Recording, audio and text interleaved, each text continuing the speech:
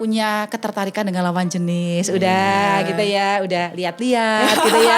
Kemudian suka dengan kegiatan berkelompok, ada gengnya gitu ya, ada circle-nya.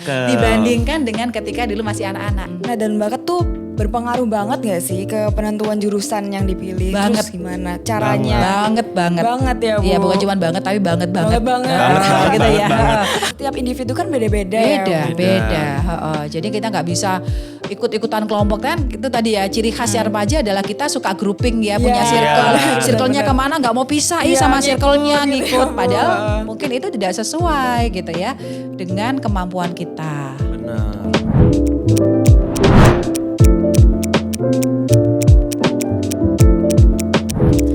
Inilah podcast bincang-bincang ringan Untuk mencapai harapan. Kembali lagi di segmen Sikiat. Saatnya kita Atur strategi.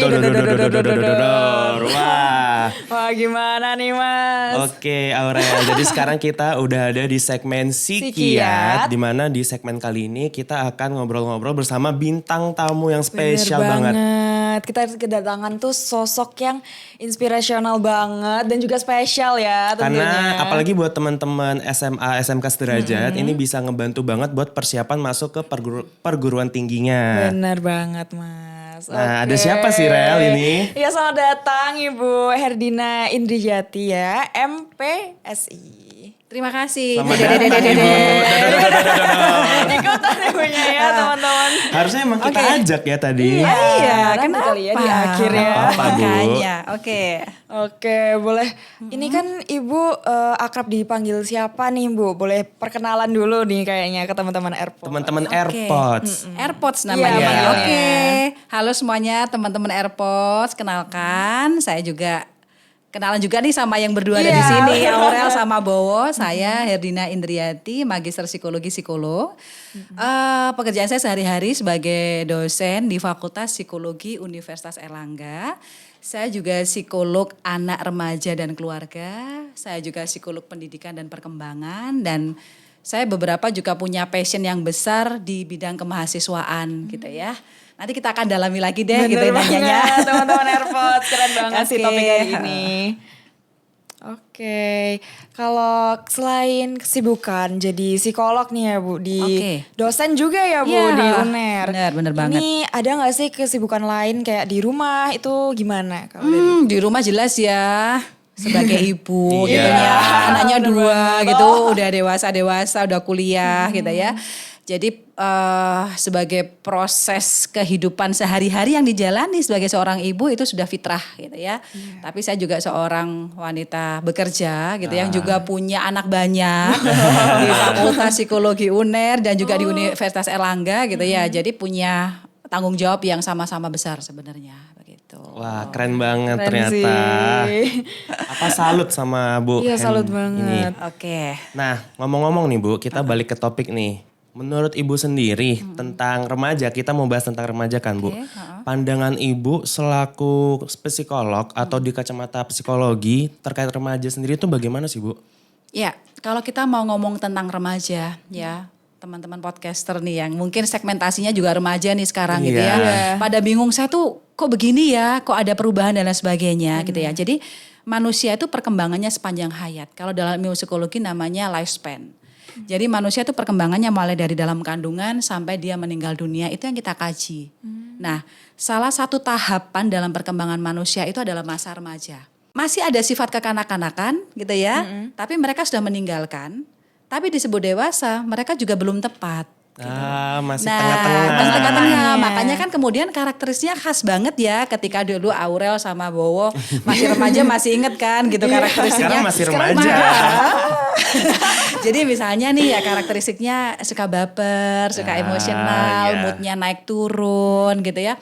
Kemudian pengen coba hal baru gitu, suka ngayal, explore hal baru gitu ya. Terus kemudian karena sudah merasa mengarah ke dewasa itu punya identitas diri yang kemudian misalnya nih tampaknya sukar diatur oleh orang dewasa. Dulu kan kalau masih anak-anak itu kan ikut banget apa katanya orang tua kan. Nurut banget gitu ya. Tapi ketika sudah mulai remaja, aku punya jati diri nih. Aku ingin berkembang sendiri gitu ya. Sehingga kemudian muncul karakteristik yang khas, misalnya kayak agak suka memberontak gitu ya. Dengan aturan-aturan yang ada di rumah, di keluarga gitu ya. Sehingga cenderungnya kemudian remaja dianggap sebagai masa yang bermasalah. Gitu loh. Kalau dalam ilmu psikologi namanya topan dan badai. Itu sudah ada secara teoritis. Jadi memang secara hormonal kita itu sedang berkembang ya ketika remaja. Sehingga kemudian memunculkan dorongan-dorongan, impuls-impuls yang juga itu sulit bagi remaja. Gitu. Kerasa enggak? Gitu. Kerasa Kemudian punya ketertarikan dengan lawan jenis, udah gitu ya, udah lihat-lihat gitu ya. Kemudian suka dengan kegiatan berkelompok, ada gengnya, gitu ya, ada circle-nya. Dibandingkan dengan ketika dulu masih anak-anak. Iya. Nah, itu sebenarnya adalah fase yang mereka harus belajar untuk menuju dewasa. Ya, sudah mulai belajar mandiri. Kenapa? Karena nanti pada fase dewasa kita kan harus mandiri, kita harus punya pasangan nantinya. Makanya kita sudah mulai tertarik dengan lawan jenis. Kemudian yang berikutnya kita harus explore. Bukan hanya urusan-urusan yang di rumah, tapi dengan lingkungan sosial yang lebih luas. Kenapa? Karena persiapan ke masa dewasa kan kita akan berkembang dengan lingkungan yang lebih luas gitu. Nah itulah remaja, yang itu biasanya dialami oleh kita yang pada waktu itu masih usia sekolah menengah pertama dan sekolah menengah atas gitu ya. Itu sih sebenarnya gambaran umum tentang remaja gitu. Berarti emang di fase jadi remaja ini Bu ya, itu kayak kita tuh mulai mengenal jati diri lagi. Kayak tadi yang Ibu bilang kayak mulai susah diatur. Karena kita tuh merasa aku tuh nggak mau kayak gitu, aku punya jalanku sendiri bener banget. gitu. Tambah dewasa juga kan. Iya, betul sekali. Ngomong tadi kan Ibu juga udah sebut kalau fase remaja ini di antara menengah pertama atau menengah atas. Nah ngomong-ngomongin nih Rel tentang menengah atas, karena audiens kita kan AirPods nih teman-teman dari sekolah menengah atas derajat juga. Bener banget Mas. Nah tentunya kalau nantinya mau milih jurusan itu harus ada diimbangi dengan minat dan bakat nih Bu. Beruntunglah gitu ya sebenarnya sekarang ya remaja-remaja atau siswa-siswa sekarang ini hidup dalam situasi yang terbuka. Terbuka dalam hal apa? Informasi. Ya informasi sudah begitu luas gitu ya, benar-benar modern. Dibanding zaman saya dulu ya, udah nggak ada internet tahun 90-an gitu. Ketika kalian belum dipikirkan sama orang tua. Belum dipikirkan sama orang tua. Itu saya udah kuliah nih gitu. Nah, itu bingung dulu, aduh nyari informasi di mana ya gitu. Sehingga kemudian pilihan atas dasar misalnya jurusan ini favorit ya, jurusan ini populer gitu ya. Nah, kalau sekarang kan informasi udah begitu luas. Terpapar semuanya, terbuka. Tinggal kita sebenarnya sebagai seorang pelajar itu mencari informasi seluas-luasnya. Ya. Benar Bu. Benar kan? Benar. Jadi kalau sekarang itu tidak dimanfaatkan rugi banget gitu. Nah, tadi yang nanyanya bakat sama minat nih. Nah, sesuai dengan ilmu saya gitu ya. Saya menyarankan teman-teman podcaster ya yang saat ini mungkin akan mencari gitu ya tempat-tempat untuk kuliah gitu ya. Nah kalau yang dua ini sudah hebat nih, udah masuk di ITS gitu kan, alhamdulillah gitu ya. Tapi bagi teman-teman yang masih bingung, gak usah bingung gitu ya. Mengapa? Karena sekolah-sekolah sekarang sudah memfasilitasi ya untuk kita mampu mengidentifikasi apa sih yang menjadi kemampuan kita, bakat kita, dan minat kita. Nah, saya mau cerita dulu ya bakat minat itu apa. Oke, boleh banget. Saya izin ya untuk mengutip karena ini harus benar nih kalau secara teoritis gitu ya. Apa sih yang disebut dengan bakat gitu ya? Bennett dan Klein ini menyebutkan bakat itu sebagai kondisi khusus atau special ability atau special capacity individu untuk memperoleh pengetahuan, keterampilan atau serangkaian respon melalui latihan-latihan. Jadi kalau kita memahami definisi ini bahwa setiap manusia tuh punya kapasitas yang khusus. Masing-masing tuh berbeda satu dengan yang lainnya. Setuju Bu. Iya kan? Iya, beda nih pasti Aurel punya kemampuan yang berbeda. Bowo juga demikian. Misalnya nih ya Aurel akan lebih kuat misalnya kemampuannya di berhitung. Tapi Bowo kemampuannya lebih bagus di mekanik misalnya. Ya. Nah itu semua harus diidentifikasi sebenarnya. Kenapa? Karena kapasitas seseorang itu akan menentukan keberhasilan dia untuk belajar memperoleh pengetahuan, memperoleh keterampilan melalui latihan-latihan. Saya analogikan ya, ini ada botol nih. Botol, iya Bu, boleh. Nah, botol ini adalah merupakan kapasitas seseorang. Ini kapasitasnya berapa ya? 750-an, 600. 600 mili. Oke. Ada yang botol itu 600, ada yang botol itu 1.500 kan. Nah, ini adalah kapasitas, special capacity seseorang. Jadi orang itu punya kapasitas tersendiri untuk belajar. Misalnya, kalau Bowo punya kapasitas 600 mili, kemudian diisinya hanya 200, artinya masih banyak kan kapasitas yang belum terisi. Artinya nggak maksimal Nggak ya maksimal. Bu ya. Oh, Nah, tapi kalau diisi lebih dari ini apa yang terjadi? Tumpah. Tumpah. Jadi setiap orang tuh punya kemampuan sendiri-sendiri. Nah, ini harus dikenali. Kapasitas kita tuh seberapa ya besarnya. Nah, kita selain besarnya dengan melakukan proses identifikasi kita juga tahu di mana ya kelebihan kita. Ya, kan kelebihan tuh masing-masing ya. Ada yang tadi berhitung, kemudian ada di mekanik, ada yang di bahasa, ada di pemahaman, gitu ya. Banyak banget sebenarnya gitu yang bisa kita identifikasi dari teman-teman podcaster yang ada di rumah masing-masing atau di sekolah masing-masing gitu ya. Iya benar banget. Nah, benar Ibu. ya. Jadi kita itu harus tahu apa yang menjadi kemampuan kita, kapasitas spesial kita. Itu harus diidentifikasi. Nah, kalau kita kemudian sudah tahu ya apa yang menjadi kemampuan kelebihan kita, maka kita mulai bisa nih nantinya, oh ya kalau saya bagusnya di mekanik, di berhitung, paling tidak saya bisa ngelirik ke teknik nih. Oh Gitu. iya. Ya kan? teman-teman. Kalau saya bagusnya ternyata itu pada hafalan-hafalan, lebih kuat di hafalan-hafalan ya, di memori. Saya boleh deh ngeliriknya kayaknya kalau saya senang di eksak, mungkin di kedokteran. Itu kan banyak ke hafalan juga. benar banget, ya. Ibu. Kemudian mungkin saya juga kalau sukanya di ilmu-ilmu eksak kayak itu lebih ke arah hafalan, ada ilmu biologi misalnya. Itu perlu diidentifikasi. Nah, tadi kan ada bakat. Sekarang kalau minat, saya kutip dulu ya supaya penjelasan kita lengkap. Kalau minat itu adalah sesuatu yang sifatnya motivasional, habitual atau kebiasaan, kemudian yang kita percayai, dan itu sifatnya adalah lebih ke arah kecenderungan, kesenangan, positif terhadap situasi tertentu. Jadi sifatnya adalah dorongan untuk kita tuh senang pada satu bidang tertentu. Nah, jadi lebih ke arah motivasional ya. Jadi teman-teman nih kalau misalnya mau mencari jurusan, coba harus disinkronkan antara kemampuan bakatnya tadi dengan kesenangannya. Nah, kayak gitu sih awalnya.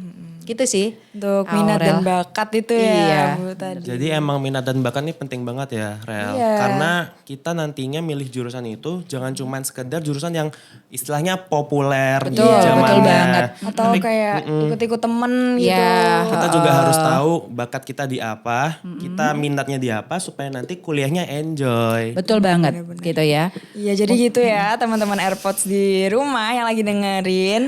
Menurut Ibu itu apa sih kayak kan tadi udah nih minat dan bakat. Minat dan bakat tuh berpengaruh banget gak sih ke penentuan jurusan yang dipilih? Banget. Terus gimana caranya? Banget. Banget ya Bu. Iya bukan cuma banget tapi banget. Banget. Gitu ya. banget. Ya itu mengutamakan kesenangan kayak tadi populer. Iya. Ini temanku di situ ya. Nanti kalau aku nggak di situ nggak keren gitu kan. Ke jurusan itu karena aku seneng aja gitu. Tapi tidak punya kemampuan di sana. Nah ini yang biasanya kemudian ngerasa agak tersiksa. Karena tidak bisa ngikutin ya, karena tidak punya kemampuan. Misalnya seperti itu. Karena cuman berdasarkan hasratnya aja. Kesenangannya yang pokoknya aku senang ke situ gitu. Nah sehingga kemudian itu akan berpengaruh nanti pada keberhasilan ketika mengikuti perkuliahan. Misalnya Berdampak ya Bu berdampak banget misalnya aduh kok ternyata nggak enjoy ya. Ternyata karena aku nggak bisa ngikutin gitu. Misalnya di teknik ya, tapi kemampuan mekaniknya misalnya, kemampuan berhitungnya tidak optimal di situ gitu kan, susah untuk mengikuti. Akhirnya bisa demotivasi gitu ya. Kemudian prestasi akademiknya menjadi turun, rendah. Akhirnya kemudian nggak pingin misalnya nerusin di situ. Kan banyak kasus-kasus kayak gitu. Yang pindah jurusan betul atau gimana banget gitu. Iya sih. Berarti sebenarnya hal-hal kayak misalnya salah jurusan tuh sesuatu yang udah sering terjadi, tapi sebenarnya bisa dihindari kan Bu ya? Ini bisa banget Bisa banget banget lah ya, lagi Mas, gitu ya. kan. Selama kita punya kesadaran ya teman-teman podcaster semuanya, kita punya kesadaran bahwa kemampuan kita, minat kita itu bisa diidentifikasi gitu loh. Ya, identifikasi Sesuai ini individu. jadi harus disesuaikan gitu ya.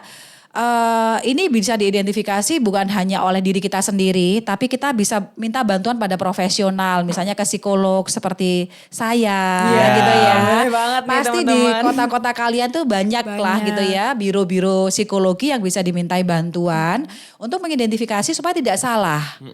Karena nanti di sana setelah kita dilakukan assessment, prosesnya adalah kita akan diskusikan. Kita akan konsultasikan hasilnya, bener nggak jurusan-jurusan ini itu adalah jurusan yang kamu sukai tapi sekaligus kamu mampu di sana. Lalu kita akan diskusi ya. Karena kan kadang-kadang anak-anak bilang gini, aku pengen kuliah di teknik mesin, dipikirnya belajar tentang mesin aja, padahal kan enggak gitu ya. Nah itu salah. Jadi pengetahuan tentang jurusan atau fakultas itu juga harus dicari. Jadi jangan cuma ngelihat namanya aja. Ini informatika benar. gitu kan. Ntar salah ternyata jurusannya bukan itu gitu. Jadi harus dicari terlebih dahulu. Nah nanti kalau informasi tentang jurusan, tentang fakultas itu sudah lengkap. Sekarang kan udah banyak ya informasi itu ya di websitenya masing-masing. Banyak banget ya Bu. Perguruan Tinggal tinggi. searching gitu-gitu Betul. banyak sekarang ya teman-teman. Terus disesuaikan nantinya sama bakat sama minat kita, kemudian di cross check sama nilai-nilai rapot kita, udah bisa klop nantinya gitu. Berarti Mas harus Bo. emang menyesuaikan sama teman-teman yang setiap individu kan beda-beda beda, ya. Bu. beda. Jadi kita nggak bisa ikut-ikutan kelompok kan itu tadi ya ciri khasnya remaja adalah kita suka grouping ya punya circle, circle-nya kemana nggak mau pisah sama circle-nya ngikut, padahal mungkin itu tidak sesuai gitu ya dengan kemampuan kita. Benar.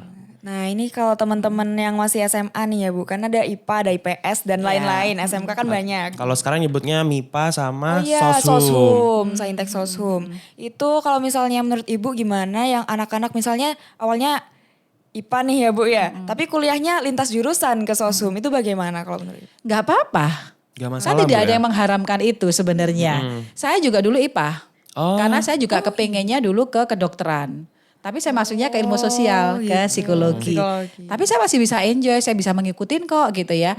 Gak apa-apa, gak ada masalah gitu sebenarnya ketika kita mengambil jurusan tersebut kita benar-benar paham. Ya jurusan ini tentang apa. Jangan salah ya di psikologi juga belajar tentang statistik loh. Oh iya Bu. Iya. Saya baru tahu kalau itu malah. Statistik ada statistik lanjut. Kita kan analisis statistik nanti ketika kita mengambil data. Oh iya. Ya, ekonomi juga ambil data kan. Masih hitung-hitungan juga. Pakai hitung-hitungan juga gitu. Jadi jangan salah. Kalau kemudian pergi ke meninggalkan IPA ke IPS supaya nggak ketemu hitungan ya salah juga. Salah juga. Kayak gitu. Dari matematika gitu aja. Emang Ketemu matematika nggak bisa statistik. dihindari, Iya, Mbak. bener. Itu ya jadi jangan salah gitu ya melihat. Jadi pun kalau pindah dari IPA ke IPS nggak masalah. Selama itu sesuai dengan kapasitas kita tadi, bakat kita ada, kemampuannya ada, kita punya minat di sana. Kemudian kita juga sudah tahu nanti gambaran tentang di perguruan tinggi itu, fakultas itu, jurusan itu belajar tentang apa, dipahami. Oke, silakan ambil aja. Iya, Banyak benar, Bu. orang-orang yang berhasil walaupun dia lintas jurusan gitu. Iya, aku setuju banget sih sama Bu Herdina terkait lintas jurusan ini karena menurut aku sendiri, aku kan dari Saintek ke Saintek dan Saintek, itu Saintek. walaupun SMA-nya Saintek Bu, itu menurut aku di jurusanku tuh dikit gitu yang kepake. Oh iya. Iya, jadi kayak nggak usah khawatir gitu. Iya, kita kan Yang belajar hal yang iya, baru kan nanti iya, ya. benar-benar Iya, baru benar. semuanya. Dari nol semuanya. Jadi yang lebih penting itu buat benar-benar research terkait jurusan yang mau kita ambil itu lebih penting. Sepakat. Dan juga jangan takut untuk mencoba gitu ya. Tapi mencobanya yang sesuai Yang minat dan sesuai bakat tadi. tadi. Jadi nggak Benar coba-coba banget. maksudnya. Iya. Nggak asal coba gitu. Nah, aku ada pertanyaan lagi nih Bu. Nah, tadi kan sebenarnya untuk akses tes di minat dan bakat ini tuh sebenarnya udah banyak di Iya, kota-kota mana aja. Cuman mungkin banyak teman-teman nih masih belum tahu. Kira-kira misalnya nih Bu, Iya. gambaran kalau kita datang ke tempat tes psikologi, itu kita mintanya tes apa sih Bu? Mungkin bisa diceritain sedikit. Oke, jadi teman-teman ya sekarang Indonesia ini juga sudah negara maju ya, profesi psikolog di Indonesia juga sudah tersebar. Tapi mungkin kalau daerah-daerah yang masih kecil, tinggal di kota kecamatan gitu ya, itu juga masih sulit aksesnya. Tapi buat teman-teman yang bisa kemudian mengakses mungkin ke kabupaten gitu ya, insya Allah sudah banyak psikolog kami yang kemudian sudah membuka praktek. Jadi datang saja gitu ya, kalau kita ke praktek dokter itu kan sama, kita mau periksa ini dok, ke psikolog juga demikian, kita tujuannya mau apa? Tujuannya mau, oke saya kan mau lulus SMA, saya mau tes dong untuk mengetahui bakat minat saya untuk penjurusan ke perguruan tinggi. Jadi memang khusus nantinya. Gitu. Beda ya dengan dulu ketika kalian waktu masih SMA kelas 1 ada psikotes itu biasanya ke penjurusan IPA IPS aja gitu kan. Nah kalau udah di perguruan tinggi lebih lengkap nanti assessmentnya. Supaya nanti bisa kita ketahui, kita mencoba membantu untuk mencarikan jurusan yang sesuai dengan kapasitas dan minatnya. Datang aja nggak apa-apa. Tapi kalau aksesnya terbatas jangan khawatir, ya kan? Saya yakin sekarang Mas Menteri ini sudah, Mas Menteri ini benar-benar sudah menggalakkan, menghidupkan kembali guru-guru BK itu untuk bisa mengenali potensi siswa-siswanya. Karena saya juga salah satu asesor di guru penggerak ya, itu di Kemdikbud itu ada. Saya juga melatih guru-guru BK gitu ya, untuk kemudian juga assessment. Ya, assessment untuk paling tidak tahu ya potensi siswanya seperti apa gitu. Kemudian bisa dilihat dari nilai raport. Ya, di rekam jejaknya ketika di akademik selama di SMA itu seperti apa ya. Sama kan ketika kalian mau untuk jalur undangan SNM. Benar. Itu kan kalian diidentifikasi dari raport kan. Nah, itu bisa. Berarti dari gitu. BK sekolah masing-masing itu juga Bisa. udah banyak ya sekarang. Banyaklah berkonsultasi, berdiskusi. Kemudian jangan segan untuk kemudian browsing gitu ya. Jurusan-jurusan yang ada di perguruan tinggi yang kalian impikan gitu. Jangan takut bermimpi intinya. Ya. Bener banget Bu. Itu tadi ada sedikit motivasi gak sih Bu buat teman-teman AirPods yang dengerin ini kan masih SMA terutama kelas 12 nih. Gimana kalau menurut jadi teman-teman AirPods ini kan sudah mau ke perguruan tinggi gitu ya. Jadi emang sekarang sudah mulai kan ini sudah fasenya mulai belajar dari remaja ke dewasa ya. Nah kalau begitu kita juga harus mulai menempatkan diri kita tidak lagi bersikap kekanak-kanakan. Mulai beralih gitu ya untuk mencoba belajar bersikap dewasa, salah satunya memikirkan untuk karir kita ke depan. Benar. Karir kita ke depan salah satunya melalui perkuliahan gitu ya. Oleh karena itu sekarang teman-teman sudah mulai untuk cepat-cepat mengidentifikasi. Jangan terlambat, misalnya nanti ada pembukaan pendaftaran itu minggu depan baru sekarang mikir. Nanti bisa kelabakan gitu ya. Jauh-jauh hari. Mungkin ketika sudah kelas 2 SMA itu sudah mulai mengidentifikasi ya apa sih yang menjadi kesukaan saya, menjadi kemampuan saya begitu ya. Dan pesan saya tidak ada yang membatasi sekarang kita untuk masuk ke perguruan tinggi. Keterbatasan ekonomi karena kebetulan saya juga di pendampingan untuk beasiswa di Universitas Erlangga. Peluang beasiswa itu luar biasa. Tidak ada alasan untuk tidak kuliah karena keterbatasan ekonomi. Tenang, ada KIP. KIPK, banyak jalurnya. Itu sudah jalurnya di UNER ada 1.200 sekian yang difasilitasi, belum juga dengan beasiswa-beasiswa yang lainnya. Jadi jangan takut untuk bermimpi tinggi, tapi harus juga didampingi dengan mengetahui kemampuan. Mimpi aja itu jadinya cuman pengen. Iya, Tapi kalau kita nggak mengidentifikasi kemampuan kita, maka mimpi itu hanya jadi angan-angan. Gak kecapaian gitu, gak kecapaian. Tapi jangan takut untuk bermimpi ya teman-teman podcaster. Tenang aja karena semua fasilitas pendidikan sudah terbuka luas sekarang. Oke. Jadi itu tadi ya teman-teman AirPods dari Ibu Herdina. Tapi nggak terasa. Udah ya. Ternyata waktu kita udah habis Bu. Padahal seru banget nih ngobrol sama Bu Herdina. Bisa masih lanjut gak sih ini Mas? Iya, habis ini kita forum sendiri. Iya, forum sendiri ya.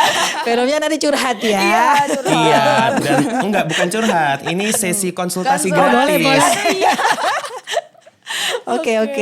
Nah, kita mau ngucapin terima kasih Sama-sama. buat Ibu Herdina. Terima kasih banyak ya teman-teman dari Lips Lido. Kita Sukses yang terima ya. kasih Bu, makasih Bu, amin.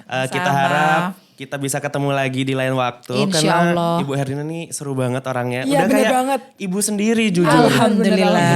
Mungkin karena psikolog juga ya. Iya bener banget Mas Bo. Nah tapi sebelum kita beneran berakhir nih Bu. Kita Iya. mau ajak Bu Herdina buat jargon nih. Oh, iya. boleh. Ajarin Jadi- dong jargonnya Nah, apa. Jadi ini lo ITS. Ini aja kalau misalnya dibagi gimana? Boleh.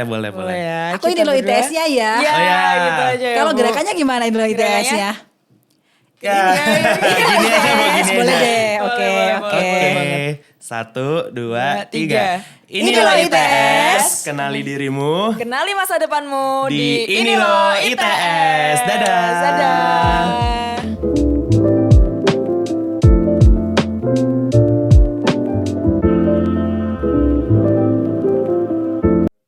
Udah. 1, 2, 3. Ini Lo Podcast. Hadir dengan 4 segmen. Si Orbit, Si Bisa si Kiat, dan Si Bibit. tayang di YouTube dan Spotify. Setiap hari Rabu dan Sabtu.